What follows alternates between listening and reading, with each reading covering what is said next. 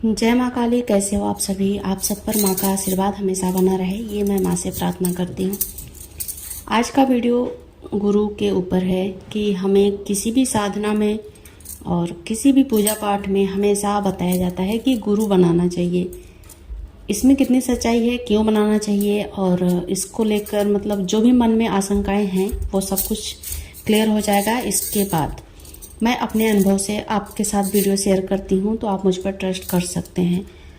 तो गुरु बनाने की परंपरा मतलब हमारे सनातन धर्म में शुरू से ही थी। जब से सनातन है तब से गुरु परंपरा रही।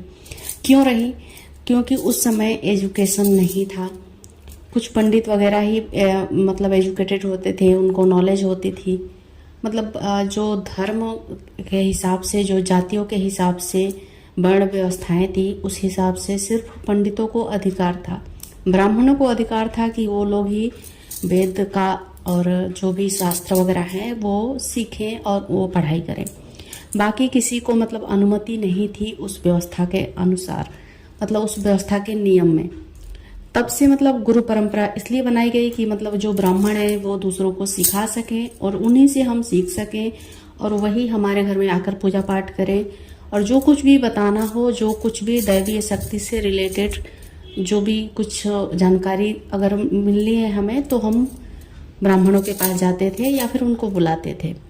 तो वो व्यवस्था इस तरह से बनाई गई थी कि हमें गुरु चाहिए ही होता था। और मतलब ब्राह्मण एक मतलब ज़रूरत था, लाइफ का पार्ट था। लेकिन अब ऐसा कुछ भी नहीं है, अब सब लोग एजुकेटेड हैं। और एक बात मैं बता देती हूँ, भगवान किसी भी जाति का और ये सब भेदभाव नहीं करते हैं। ये सब हमारे सृष्टि में पैदा हुए इंसानों ने बनाया है, भगवान ने नहीं बनाया है। भगवान किसी से कोई भेदभाव नहीं करते, चाहे उसकी जाति कोई सी भी हो, कौन सा भी कास्ट की मतलब हो पर्सन। भगवान का पूजा पाठ, आराधना, साधना, ध्यान, मंत्र सब कुछ कर सकता है, कोई भेदभाव नहीं है। ये भेदभाव कुछ लोगों द्वारा, मैं हमेशा अपने वीडियो में बताती हूँ ना, जेलेसी, इनसिक्योरिटी, इन सब का एक बहुत ही बड़ा उदाहरण है गुरु परंपरा या फिर ब्राह्मणों के द्वारा वेद उच्चारण करना, ब्राह्मणों के द्वारा ही सब कुछ करना। कोई भी ज्ञानी व्यक्ति, कोई भी साफ मन का इंसान कर सकता है वो सब कुछ जो ब्राह्मण करते हैं, जो पूजा पाठ वगैरह जो कुछ भी है, मतलब आप समझ गए होंगे। तो मैं इन मुद्दे पे आती हूँ कि मतलब गुरु बनाना ही क्यों ज़रूरी है अगर हम साधना में आगे बढ़ते हैं। देखिए, अगर आप साधनाएं करते हैं, कोई मंत्र पढ़ना शुरू करते हैं, स्टार्ट करते हैं, तो आप बहुत सारे वीडियोस मिल जाएंगे, उसको देखकर भी आप सीख सकते हैं कि मंत्र कैसे उच्चारण करना है, कैसे क्या करना है, साधना की विधि वगैरह सब कुछ सीख कर खुद से खुद कर सकते हैं। गुरु की ज़रूरत नहीं है। जिस इष्ट को, जिस भगवान को आप पूजते हैं उन्हीं को गुरु बना लीजिए। अगर आपको लगता है कि हाँ बहुत गुरु की ज़रूरत ही है, तो शिव जी को गुरु बना लीजिए। वो तो आदि शक्ति मतलब आदि गुरु हैं, पूरे ब्रह्मांड के गुरु हैं। उनको ही गुरु बनाकर आप उनका पहले ध्यान करिए, उसके बाद से जो भी आप मंत्र साधना करना चाहते हैं कर सकते हैं। होता क्या है कि जब हम बिना गुरु के, बोलते हैं लोग कि गुरु नहीं बनाओगे, बिना गुरु के साधनाएं करोगे तो बहुत सारी परेशानियां आएंगी। देखिए, कोई परेशानी नहीं आती है, कुछ परेशानी नहीं आती है। जो हम ईश्वर पे बिलीव करते हैं, अपने इष्ट पे बिलीव करते हैं, उनके विश्वास के साथ जब आगे बढ़ते हैं ना, तो कुछ भी परेशानी आती है तो हमारे इष्ट, हमारे जो भी देवी देवता है, वो खुद ही आपको सचेत करेंगे, वो खुद ही बताएंगे। चाहे वो मतलब कुछ चीज़ें ऐसी हो जाएंगी आपके घर में कि हाँ आपको लग जाएगा कि हाँ ये नहीं करना है, ये भगवान का संकेत है। या फिर किसी और के माध्यम से कहलवा देंगे, कोई आके व्यक्ति आपको बोल जाएगा कि ऐसा नहीं करना है, वैसा नहीं करना है।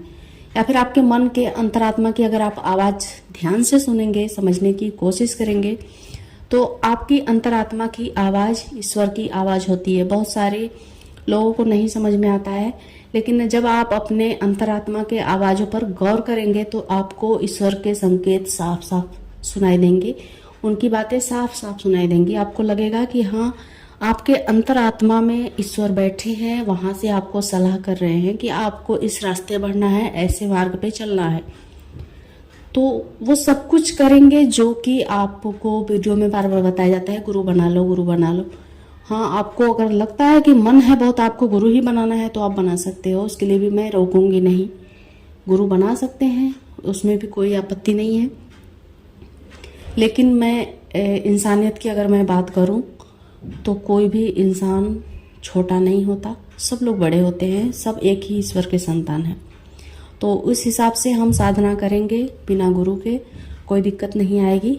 क्योंकि साक्षात जब हम इष्ट को ही अपना सब कुछ मान लेते हैं, उनके नाम में खो जाते हैं, उनके ध्यान में खोए रहते हैं, उनके मंत्रों में खोए रहते हैं, तो वो मजबूर हो जाते हैं। जैसे होता है ना कि कभी कभी कोई हमारा रिलेटिव हमें बहुत याद करता है, तो हम अचानक से उसको फ़ोन कर देते हैं, फिर वो बंदा बोलता है अरे मैं तो आपको याद कर रहा था और आपने फ़ोन कर दिया, कैसे? तो जब इंसान को इंसानों की शक्ति पता चल जाती है, हम फ़ोन करके बातें करने लग जाते हैं, किसी ने याद कर दिया तो हम उसके पास चले जाते हैं। तो आप सोच सकते हैं कि ब्रह्मांड में जो शक्तियाँ मौजूद हैं, ब्रह्मांड में जो डिवाइन पावर मौजूद है, उनकी शक्तियाँ कितनी बड़ी होंगी। अगर हम उनको जिस तरह से अपने रिलेटिव को, अपने प्रेमी को याद करते हैं, तो वो लोग हमारी आवाज़ को पहचान लेते हैं, कॉल कर देते हैं, सुन लेते हैं। तो उसी तरह से अपने आप को पूरी तरह समर्पित करके अगर हम अपने इष्ट को, अपने भगवान को याद करेंगे तो वो क्यों नहीं सुनेंगे?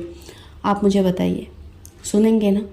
तो उसी तरह वो आपका मार्गदर्शन भी करेंगे। आपको डरने की ज़रूरत नहीं है या फिर इधर उधर भागने की ज़रूरत नहीं है, ज़्यादा दिमाग चलाने की ज़रूरत नहीं है। आप कोई भी पूजा पाठ थोड़ी सी विधि विधान के साथ करें या फिर आप ऐसे ही शुरू हो जाओ, नाम जप करो। नाम जप करने में कोई विधि विधान की ज़रूरत भी नहीं होती।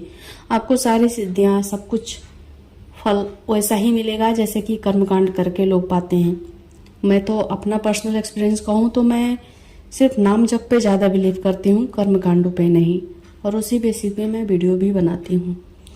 उम्मीद करती हूँ कि इस वीडियो से आप ज़रूर सीख गए होंगे कि गुरु बनाना है, मतलब जान गए होंगे कि गुरु बनाना कंपलसरी होता है कि नहीं होता है।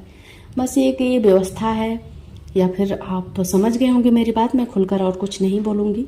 बस आपसे रिक्वेस्ट करूँगी कि चैनल पर नए होंगे तो चैनल को सब्सक्राइब करिएगा। वीडियो पसंद आएगी तो लाइक भी ज़रूर करिएगा और कमेंट में जय माता दी ज़रूर लिखिएगा। Thank you.